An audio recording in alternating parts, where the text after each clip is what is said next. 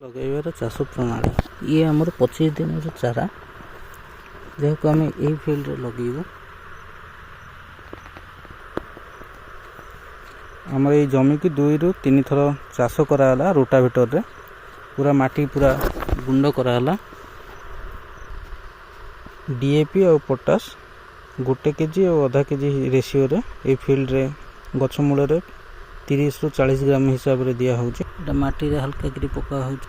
तापरे हमर एटा vermi compost miss 100 ରୁ 200 ग्राम भले गोटे गछ पिछा दिया होउची।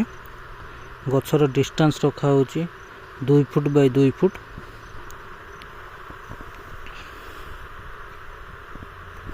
जिया खत और सार पड़ी जो आम बेड तैयारी होती ताको भल भाव मिसा होची एवं घास और जरी फरी जो आम खत धीरे अच्छी से कढ़ा हो जाऊँगी। ठीक मझी जगार जो मंदा कराई मझीर गछ को पुटी हल्का भाव दाबी देवार अच्छे एवं छाड़ी देगी। ये गचर आमर ह्यूमिक एसिड